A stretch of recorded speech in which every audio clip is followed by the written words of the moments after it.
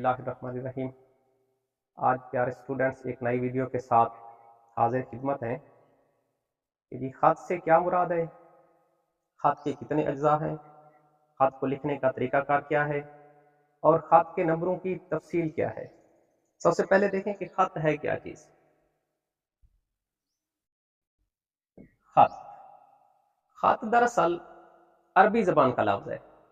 ख़त है अरबी ज़बान का लफ्ज़ जिसके लफ्ज़ी मानी है तहरीर, निशान, लकीर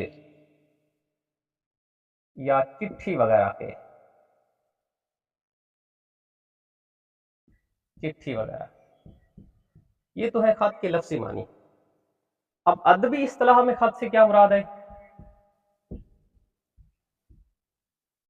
अदबी इस्तिलाह में ख़त से मुराद दो अफराद के दरमियान तहरीरी राब्ता ख़त कहलाता है।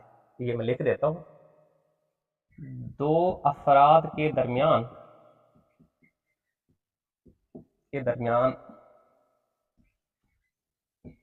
तहरीरी राब्ता ख़त कहलाता है। ये तो है ख़त की। अब देखते हैं कि ख़त की अक़साम कितनी है। वैसे तो ख़त की बहुत सी अक़साम है। ख़त की अक़साम,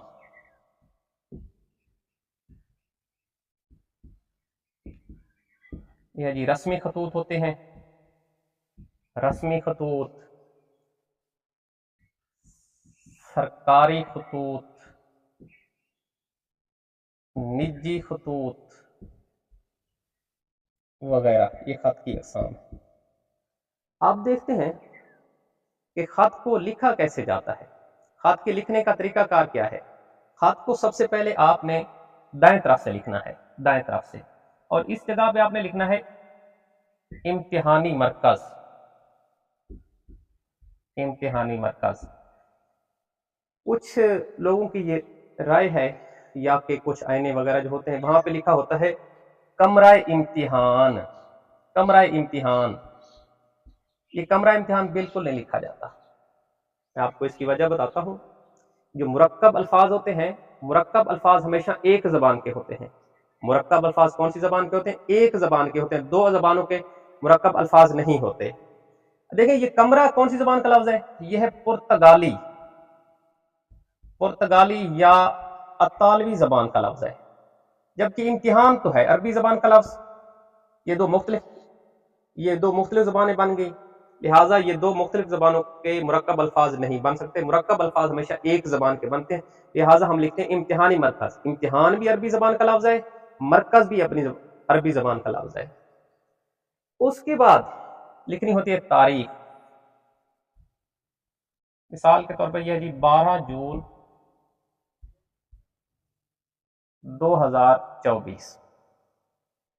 इसके बाद अलकाब लिखने होते हैं जिसको ख़त लिखा जा रहा है। मिसाल के तौर पर वालिद को ख़त हम लिख रहे हैं तो वालिद के लिए प्यारे अब्बा जान, मोहतरम अब्बा जान लिखेंगे,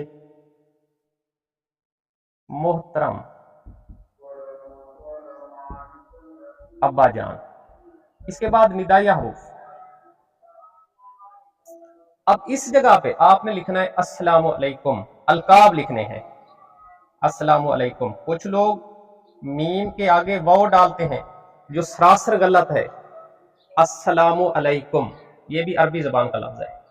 अस्सलामु अलैकुम की जगह पे आप सलाम मसनून भी लिख सकते हैं, सलाम मसनून भी लिख सकते हैं, अस्सलामु अलैकुम भी लिख सकते हैं, लेकिन बेहतर है कि आप अस्सलामु अलैकुम लिखें। लेकिन जब ये ख़त लिखा जा रहा हो गैर मुस्लिम को, तो गैर मुस्लिम के लिए हम अस्सलामु अलैकुम का लफ्ज़ नहीं लिखेंगे। गैर मुस्लिम के लिए अस्सलामु अलैकुम का लफ्ज़ नहीं लिखेंगे। तो गैर मुस्लिम के लिए कौन सा लफ्ज़ लिखेंगे? हम गैर मुस्लिम के लिए लिखेंगे आदाब या तस्लीम।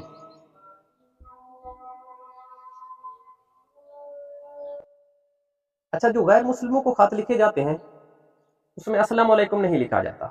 उसमें अस्सलामु अलैकुम की जगह आपने लिखना है आदाब या तस्लीम। इसके बाद जी नफ्स मज़मून, नफ्स मज़मून जो ख़त का तीसरा जुज है, बल्कि चौथा जुज है, वो है नाफ्स मजमून। नाफ्स मजमून अगर देखा जाए तो नाफ्स मजमून 3 हिस्सों पर मुश्तमिल होता है। नाफ्स मजमून,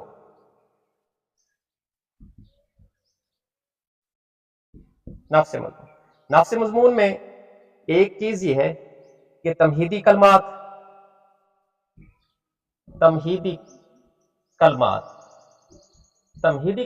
से होते हैं? तमहीदी कलमात के जी मोहतरम वाले साहब आपका साया हमेशा हमारे सरों पर कायम दायम रहे, ये तमहीदी कलमात होते हैं। एक तमहीदी कलमात, उसके बाद होता है मुद्दा जिसके लिए खत लिखा जा रहा होता है वो, और आखिर पे जो इसका तीसरा हिस्सा है वो है जी इख्तितामी कलमात। इख्तितामी कलमात ही होते हैं, खत को ऐसे ही नहीं खत्म करना चाहिए, खत को ऐसे खत्म नहीं करना चाहिए, बल्कि इसके लिए कुछ इख्तितामी कलमात जरूर कहे जाते हैं।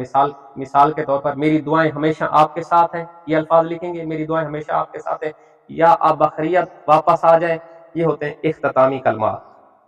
उसके बाद इसका 5वां अज्जा है वो है वस्सलाम। वस्सलाम के बाद आपका प्यारा बेटा, अलिफ बे जीम, अलिफ भी ऐसे लिखना है। मैं आपको और बात बताता चलूं, खत के जो अज्जा होते हैं ना, खत के 5 अज्जा हैं, 5 अज्जा। नंबर 1 पेशानी, खत के 5 अज्जा हैं। नंबर 2 अलकाब, नंबर 3 आदाब, नंबर 4 नफ्स मजमून, नंबर 5 है खात्मा। हाथ के 5 अज़ा होते हैं, पेशानी, अलकाब, आदाब, नफ्स मजमून, खात्मा। अब इसकी नंबरों की तफसील कैसे है? नंबरों की तफसील इस तरह है, जो पेशानी होती है, पेशानी का 1 नंबर, यानी कि इम्तिहानी मरकज और तारीख, इसका होगा 1 नंबर इसका। जो अलकाब होते हैं 1 नंबर हो जाता है अलकाब का। आदाब 1 नंबर आदाब का, ये हो गया।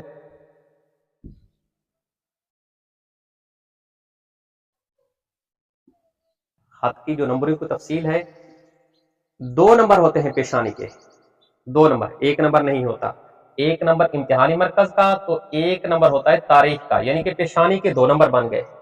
आदाब का 1 नंबर, अलकाब का 1 नंबर। जो 5 नंबर होते हैं वो 5 नंबर होते हैं नफ्स मजमून के, 1 2 3 4, 5 4 9, और 1 नंबर होता है इख्तिताम का भी 1 नंबर होता है। इस तरह इसके पूरे 10 नंबर हो जाते हैं खत के। और अगली बात देखें, खत लिखना कैसे है? खत आमतौर पर 1 से 1.5 सफ़ात पर मुश्तमिल होना चाहिए। खत 1 से 1.5 सफ़ात पर मुश्तमिल होना चाहिए। इस तरह इसके पूरे नंबर भी आ सकते हैं। उम्मीद है कि आपको ये मेरी वीडियो पसंद आएगी। इसके साथ साथ हमारे चैनल को सब्सक्राइब भी करें। तब तक के लिए अल्लाह।